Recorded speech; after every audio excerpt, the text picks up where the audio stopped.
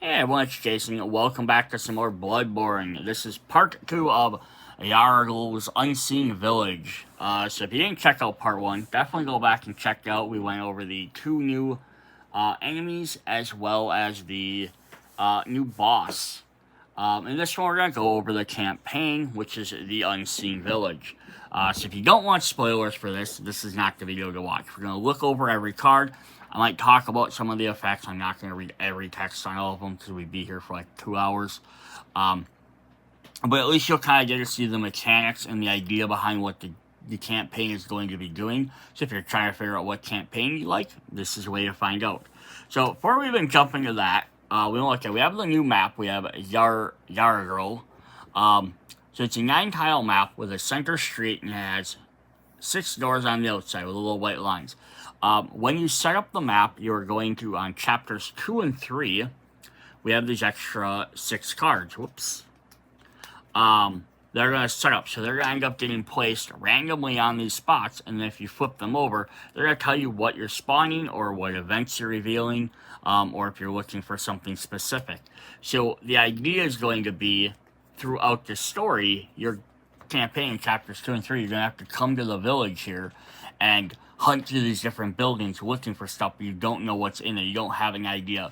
At least all the previous map tiles, you can always look at it and be like, oh, okay, that's the...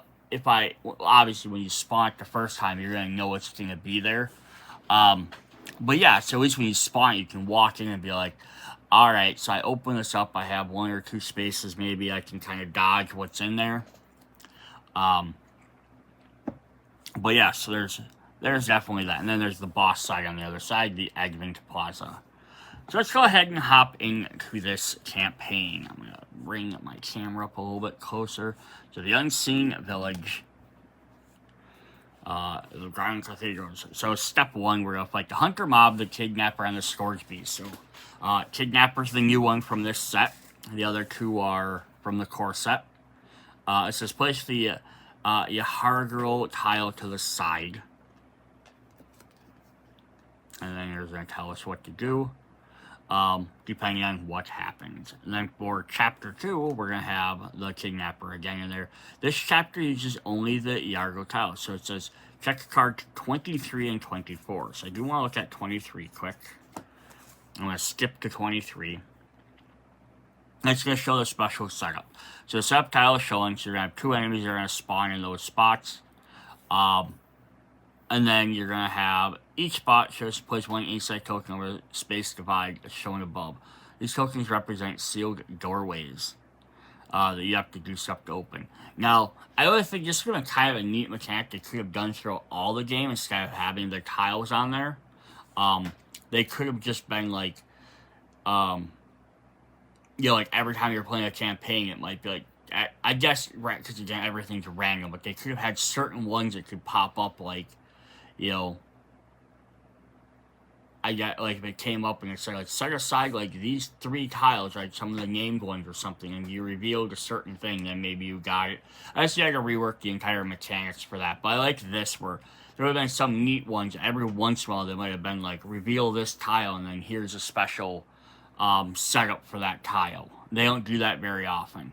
But they could have had cards like this with random, like, enemies on there, so you didn't have any idea which enemies were gonna spawn. They could have had like enemy symbols on the board, like a symbol and a symbol, and then like you drew a card and it said what you're spawning on there. That would have been kind of neat as well. Or they could have just added more tiles in there for more randomness. But that's here nor there, I guess. Then tile 24 says, the hunt track begins on the refresh phase. Enemies are not removed on the refresh and do not respawn when swaying. Consumables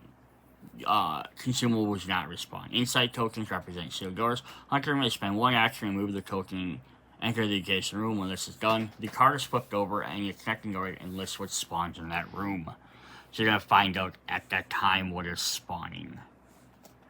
Yeah, so very, very interesting. Chapter 3 is going to be basically the same exact idea at some point. So then you have chapter 3. Now, they may have been an error on here on which cards to use. So you might want to check the errata on there, because there it says, well, I didn't reveal the backside of this one yet. So chapter 2, it does say, start the hunt, reveal this card. Additional insights. The chapters are revealed through the chapter deck, and then the back of this one says does not utilize insight missions. So this has its own basic overall little mission story versus having to do a bunch of missions, which is kind of cool. Alright, so card number 1. Let's see what we got here. We have Mysterious Disappearance. I got a couple more, so if you end a move on one of those tiles, distribute the blood vial. It's kind of fun. Mysterious Disappearance. Get some more rewards. Surround the graveyard tile and fog gates. We have an Unknown Force. So this enemy has 15 health per player, and on refresh it attacks and can be attacked from all spaces on the graveyard tile. If the hunter is slain, they are now eliminated from the game. They do not go to the green and respawn. Oh. Reveal cards 6 and 7. Alright.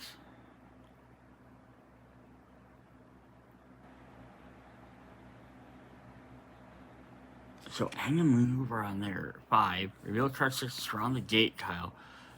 So he's going to spawn one enemy in the graveyard, and whatever enemy comes is basically like acting as like an ultimate boss. This is a neat mechanic. And this is one thing I mentioned in other villages. So the Chalice Dungeon mode box that has basically gets rid of all the insight missions and hunt missions, and you're just trying to find the boss to fight.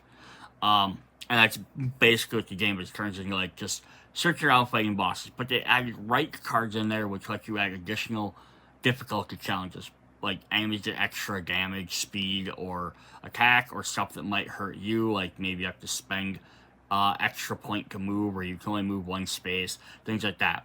But then some of the games come up with little things like this. I think it would be a fun extra way to, like, attach occasionally.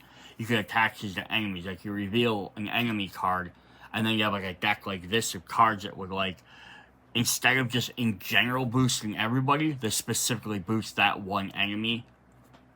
And, like, imagine that. All of a sudden you're fighting one guy, and, oh crap, now they're, instead of just being a regular minion that comes out, like, oh, here's the kidnapper, right? Instead of just being the regular kidnapper, all of a sudden now he's like a mini boss version of him. And video games do it all the time. Like, the first time you fight, like, one guy, it's pain in the ass, hard mini boss. Then by the end of the game, you're fighting them like regular NPCs. So that'd be kind of a neat one. There's another one in a different expansion that lets you. That enemy starts with 2 HP, and when you defeat them, they split into 2 monsters. That'd be another cool thing. Like, it would make each monster, how they interact with that ability, work differently. So that'd be kind of a cool thing. But then we also get this. So we have a special enemy. So this is just a generalized enemy we're getting, probably an insight token or something. This is basic, grab and crush. It does 6 damage if it hits you. It's special vortex, fast speed, stagger, stun, cannot be dodged, and ability is madness. All hunters on the map suffer 2 damage for each insight collected this chapter. That is nuts. That is like, yeah, it's an entire mini boss you're fighting with these crazy ass moves. And again, I wonder if it's just, if it's turning into a basic guy. So you might get a guy with like 3 HP, but you might get a guy with, it wouldn't matter, because it could have been a guy, if at 3 HP, they're probably a little bit easier to fight. But you're getting all these abilities, it doesn't really matter, just grabbing a miniature. And that basically completes Chapter 1. And then Chapter 2 starts. So now we're going to get some new stuff in there. Strange Purpose. We got, you get to have a Kidnap Hunter swing, you get another card. That's kind of fun. You not go to the Hunter stream. Remove your Hunter miniature from the map. Start the next round, reveal card 12 and 13. Interesting. Refresh your Hunter as you would have gone to the dream, then spawn them in the Yahar'gul space. You cannot go to the dream. If you are slain, your Hunter respawns in the space and start your next turn. Ooh, neat. And then we have the mission start. Set up the Yahar'gul tile is shown above. Hunter spawns on the space. Spawn one kidnapper on the tile space. Hunters may not cross red borders or move past the hunter space. It must be slain. Interesting. So it's like if you die, you get sent to this village, and then now you can't escape until you kill a kidnapper. Interesting. Then if you did it, you did go the hunter track. And you get some extra rewards for it. That's a neat, different mechanic. Strength purpose. Placing some insights. Get some rewards for strange motives. Towering madness. We're going to spawn the cramped casket, which is one of the new enemies. Oversized horror. Place one insight token on this card. When it's swaying, it removes one. When the token is removed, all hunters on this tile must dodge at slow speed or suffer 2. Sights. Signs of importance. Swaying the abductors.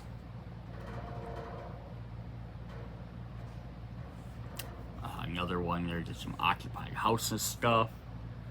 Signs of importance. There's our special setup. And our hunt track. Stranded.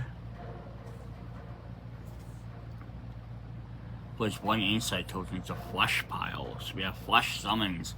Place the insight tokens on this card spawn one hunter mob, one hunter's minion. Each time an enemy spawns, this card is slain, remove one insight or shuffle the enemy spawn. Spawn enemy based on the card. So hunter's mob, hunter's minion, huntsman's minion, or a cramped casket. Oh, neat. So this is this is a cool mechanic. It could have definitely, I think, you could add in the game. Would I want all the time? No. But I think it's a fun, you're talking like Chalice Dungeon here. I played through the stories. I just want bosses. And instead of having, a card where we have lots of them where, place insight tokens on this card every time a guy's slaying, take one off, they're not slaying. So basically they get 2 lives, 2 health bars, right? This is the idea. You just have a constantly way to keep spawning guys. And unless you can take them all out, it's going to keep spawning. It's not even like you have to come back and hit back and just defeat it.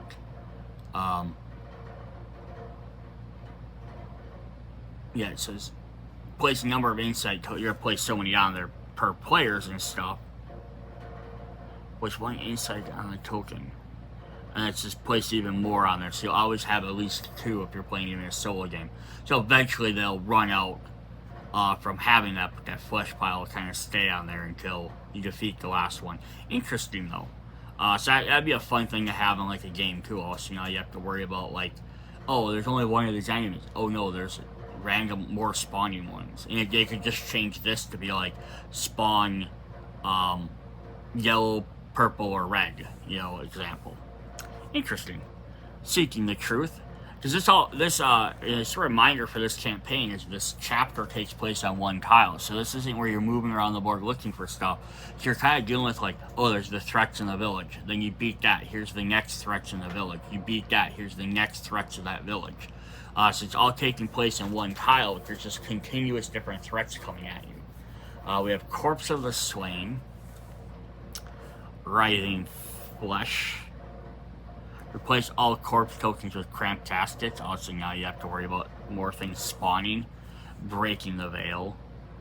The Captive Nun. 2 more Captive Nuns.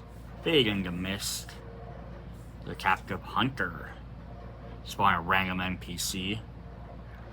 I do wish they had more of those outside of the base game. I wish some of the expansions would have came with those as well. Even if each expansion, besides having 2 enemies and a boss, would have had another NPC. That would have been kind of cool. Prisoner. We have Strange Altar. Blessing of Odium. There's our special setup for 3. And this is what I did mention just at the beginning. It says number 39. So there must be something else. So this is your setup for it. That's not when it's telling you to do it. Because on Mission 3 it does have 39 on there. Did I miss? Yeah, okay, never mind. misread my card. Which is kind of weird because that goes back to 24, which is the other rule card. Because otherwise the sign sets up the exact same way, except it says place chapter 3 on there. But it's what it is. Gates of the Plaza. Gates of the Plaza again. Now we move to the Advent Plaza, so here's our boss match. Oh, interesting. So they're going to set insight tokens on the outside. If a hunter is slain, they go to the dream. Next round, they'll respawn at the Advent Plaza space. Enemies do not respawn once slain. Bell ringers. Bell ringers are represented by insight tokens. They do not move from their space, have 1 HP, and do not grab blood echoes. When bell ringers, when attacked, they do not respawn. Any bell ringer remains on the map at the end of the hunter's turn. They suffer the following. Cacophony. Hunter suffers stun. Stun deals +1 damage for each remaining bell ringers. Ooh, so if you don't take them out, they're going to hurt you very fast. We have the summoning, where you get the 1 reborn comes up. And finally, we complete the hunt by beating them. So yeah, that is very, very interesting. So let's take a look at our little miniature cards quick. So chapter 2, we're going to get a red-purple combination. A purple-green combination, but it's going to reveal your next card. Consumable. Just a consumable and revealing tile 35. Consumable and a yellow. Just a red with reveal 32. And yellow and purple. It says interact with this and discard this card. Gain 1 insight token, which is the church garb. And there's probably a card that says if you have that, do this. And if you don't, do that. That's what they love to do with this. And then for chapter 3, there's the plaza key we have to get, insight token. There's the other 2 reds, and there's the other plaza key. 2 purples. A red and consumable, purple consumable, yellow and consumable. So, I mean, it's not... It basically what it ends up almost somewhat turning these into is it turns in each of those rooms into their own little mini tile. Most tiles have 1 enemy and 1 consumable on them. Although, yeah, most tiles have somewhere between 3 to 4 spaces, and this is only 1 space on there. The ideal hope would be is you have the option of, like, what you're playing is each hunter could open up their own door and try and fight, or you guys could just tag team each door at a time. Obviously benefits to both ways. If you tag team each door together, so let me grab one of them tiles here.